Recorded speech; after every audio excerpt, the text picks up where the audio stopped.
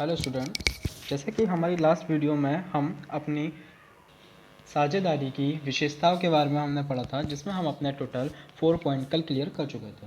ठीक है, fifth point की बात करें तो आपका फिफ्थ पॉइंट आता है व्यापार का उद्देश्य लाभ का नाम कमाना या फिर मोटिव टू अर्निंग प्रॉफिट। मतलब हर एक व्यापार का मेन उद्देश्य क्या होता है? लाभ कमाना होता है। तो यहाँ पर भी हमारा चाहे व्यापार साझेदारी से है संबंधित हो, चाहे हमारे एकल व्यापार से संबंधित हो या सोल ट्रेड से संबंधित हो, सभी जगह व्यापार का मेन उद्देश्य क्या होता है? लाभ कमाना, पैसे कमाना। ठीक है, तो व्यापार का उद्देश्य लाभ कमाकर उन्हें आपसी साझेदारों में समान रूप से वितरण करना। यदि मान लो कि टोटल मैं एक महीने में 10,000 रुपये का लाभ कमाता हूँ और मेरे पास 2 पार्टनर हैं, तो दोनों पार्टनर में कितना कितना बढ़ जाएगा? 5,000 एक में, 5,000 दूसरे में, मतलब 5,000 दोनों में बढ़ जाएगा। ठीक है, 6 पॉइंट है आपका, अगर मैं इंग्लिश में बात करूँ फिफ्थ का, the aim of the business should be to distribute the profit equally among the mutual partners. मतलब क्या कि मेन एम क्या होता है बिजनेस का? जो भी डिस्ट्रीब्यूट होगा प्रॉफिट वो इक्वल होगा पार्टनर्स के बीच में, so that mutual partnership remains. इसे क्या बोलते हैं? Motive to earning profit. 6 point है आपका व्यापार का संचालन। मतलब क्या कि व्यापार का संचालन उन साझेदारों पर निर्भर होता है जो उन कामों या फिर कार्यों के प्रति उत्तरदायी होते हैं एवं व्यापार को सही दिशा में लेकर चलते हैं। इसका मतलब क्या है कि व्यापार का संचालन केवल उन्हीं लोगों को सौंपा जाता है या उन्हीं लोगों पर निर्भर होता है जो व्यापार को एक्चुअल में चला सकते हैं, व्यापार को एक साथ लेकर चल सकते हैं। उसे हम बोलते हैं व्यापार का संचालन। या फिर the operation of the business depends on the partners who are responsible, जो रेस्पॉन्सिबल होते हैं फॉर दोज एक्शन, अपने एक्शंस पर, and take the business in the right direction, और अपने बिजनेस को बिल्कुल सही दिशा में लेकर चलते हैं। ठीक है, 7 पॉइंट है आपका केवल व्यक्ति ही साझेदार, मतलब ओनली इंडिविजुअल पार्टनर।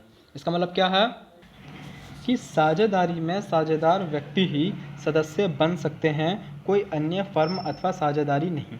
इसका मतलब क्या है कि साझेदार में हम केवल उन्हीं लोगों को साझेदार बनाएंगे जो किसी दूसरे फर्म में इस समय साझेदार नहीं है, या फिर किसी फर्म के बीच में साझेदारी नहीं चलेगी। या फिर कोई भी फर्म कि अगर मैं बात करूं कि एक जगह मैं आईफोन ले लूं, एक जगह सैमसंग को ले लूं, तो ये साझेदार नहीं, ये क्या है? कॉम्पिटिटिव फर्म है जो एक दूसरे से कॉम्पिटिशन रखती हैं।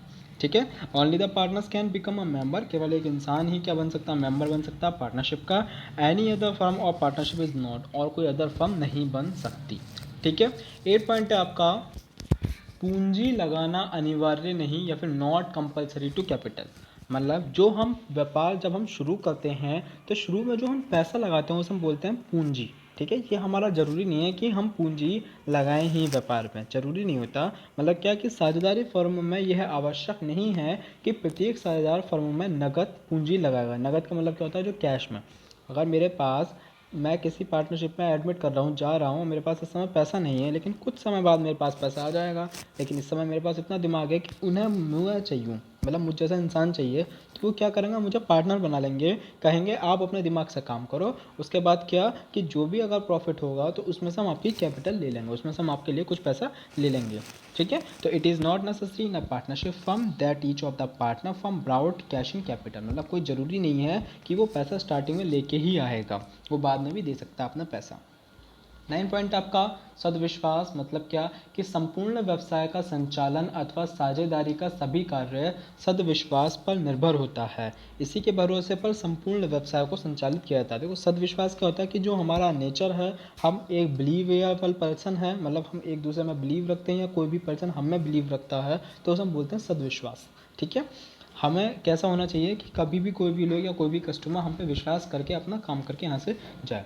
द एंटायर बिजनेस ऑपरेशन और partnership is dependent on good faith. हमारा जो फेथ होना चाहिए वो गुड होना चाहिए। Based on this the entire business is conduct. अगर हमारा गुड फेथ होगा तो हमारा क्या है? बिजनेस भी अच्छे से चलेगा। ठीक है, तो यहाँ पे आपके टोटल 9 पॉइंट्स होगा इसकी करेक्टरिस्टिक्स के लिए। वीडियो को पॉज कर सभी बच्चे नोट कर लेना। अगर किसी को कोई भी डाउट हो तो मुझसे कमेंट बॉक्स में मैसेज करके मुझसे अगेन पूछ लेना। ओके, अब आते हैं साझेदारी के प्रकार, मतलब साझेदारी कितने प्रकार की होती है, क्या क्या उसके टाइप्स होते हैं। ठीक है, आज हम पढ़ेंगे साझेदारी के प्रकार। सबसे पहला पॉइंट है इच्छित साझेदारी या फिर पार्टनरशिप ऑफ विल। नाम से पता चल रहा है इच्छित मतलब मैं अपनी इच्छा के अनुसार काम करूंगा, उसे हम बोलते हैं इच्छित साझेदारी या फिर पार्टनरशिप एट विल। साझेदारों के बीच एक अनुबंध होता है। यदि उस अनुबंध में साझेदारी की अवधि या उसके विघटन में, विघटन मतलब क्या होता है? कंपनी का बंद हो जाना, साझेदारी का बंद हो जाना, के संबंध में कोई उल्लेख नहीं होता, मतलब उसका कोई मेन मोटिव नहीं होता, तो उसे हम क्या बोलते हैं? इच्छित साझेदारी कहते हैं। जैसे there is a contract between the partners, कोई भी एक कॉन्ट्रैक्ट पार्टनर के बीच में, if there is no mention, जिसमें नहीं लिखा होता किसी भी काम को करना या फिर किसी भी पार्टनरशिप को ख़त्म करना, तो इसे हम क्या बोलते हैं, इच्छित साझेदारी या फिर पार्टनरशिप एट विल। ठीक है, इच्छित क्या है कि भाई देखो दो लोग हैं, तेरे पास भी पैसा मेरे पास भी पैसा, तेरे पास भी दिमाग है मेरे पास भी दिमाग है, मैंने क्या करा कुछ सामान उठाया, आपस में बेचना शुरू कर दिया एक साथ मिलके। ठीक है, जो भी प्रॉफिट है वो आपस में बांट ले, तो उसे हम बोलते हैं अपनी मर्जी के अनुसार काम करेंगे, नहीं मन होगा तो उसे हम बंद कर देंगे। ठीक है, सेकंड पॉइंट है आपका विशिष्ट साझेदारी। विशिष्ट से पता चल रहा है नाम से ही, विशिष्ट मतलब किसी विशेष कार्य को करने के लिए जब कोई साझेदारी बनाई जाती है, साझेदारी तैयार की दी जाती है, साझेदारों को तैयार करा जाता है, तो उसे हम बोलते हैं विशिष्ट साझेदारी या फिर पर्टिकुलर पार्टनरशिप। जब किसी साझेदारी का मुख्य कर्तव्य, मुख्य उद्देश्य किसी विशिष्ट कार्य को करने अथवा उसके उद्देश्य के लिए बनाई जाती है, तो उसे हम क्या कहते हैं, विशिष्ट साझेदारी। जैसे मैं मान लूँ जैसा पोलियो का सीज़न होता है कि जब बच्चों को पोलियो पिलाई जाती है, तभी क्या होता है उनका टाइम सिर्फ उसी पर्टिकुलर पीरियड के लिए ही होता है, 1 महीने या 2 महीने उनका मेन मुख्य क्या होता है, विशिष्ट किसी विशेष कार्य को करने के लिए काम करते हैं। ठीक है, तो when the main duty of a partnership, कोई भी एक ऐसी पार्टनरशिप जिनकी duty is made for the purpose, किसी पर्पस के लिए करी जाती है, ऑफ अ स्पेसिफिक टास्क, कोई मेन वर्क करने के लिए या मुख्य कर्तव्यों को निभाने के लिए, it is called a particular partnership. Clear. Third point है आपका निश्चित अवधि के लिए साझेदारी या फिर फिक्स्ड टर्म पार्टनरशिप। निश्चित मतलब एक निश्चित समय के लिए, अवधि मतलब होता है समय। तो जब भी हम कोई पार्टनरशिप स्टार्ट करेंगे और मेरा मेन मोटिव यह है कि अगर मैं इस काम को 2 साल में ख़त्म कर दूंगा, 2 साल की जगह 4 साल है, 4 साल की जगह 5 साल भी लग जाएंगे, और जैसे ही वो मेरा काम ख़त्म हो जाएगा तब मैं क्या कर दूंगा, अपने काम को रोक दूंगा, साझेदारी को समाप्त कर दूंगा। ठीक है, तो उसे हम बोलते हैं निश्चित अवधि के लिए साझेदारी। जब कोई साझेदारी एक निश्चित समय के लिए अर्थात 2, 4 अथवा 5 साल के लिए बनाई जाती है, इस समय के पश्चात साझेदारी समाप्त हो जाती है, तो उसे हम क्या बोलते हैं, निश्चित अवधि वाली साझेदारी। When a partnership is formed for a fixed period of 2, 4 और 5 years, after this time the partnership ends, then it is called fixed term partnership. Clear. 4 point है आपका अनिश्चितकालीन साझेदारी। अनिश्चितकालीन साझेदारी मतलब क्या कि जिसको करने के लिए कोई भी टाइम पीरियड फिक्स नहीं करा जाता, चाहे 2 साल करूँ, चाहे 4 साल करूँ, चाहे 10 साल करूँ, चाहे अनलिमिटेड टाइम करूँ, मतलब कोई टाइम फिक्स नहीं होगा इसका, तो उसे हम बोलते हैं नॉन फिक्स्ड टर्म पार्टनरशिप। जब कोई साझेदारी का कोई समय निश्चित नहीं किया जाता अथवा वह अपने जीवन में निरंतर वर्क या परमानेंट वर्क करती रहती है, तो उसे हम बोलते हैं अनिश्चितकालीन। When there is no fixed time for any partnership or they continue to work in their life, अपने लाइफ में कंटिन्यू वर्क करती रहेंगी, तो उसे हम क्या बोलेंगे, non fixed partnership. Clear point.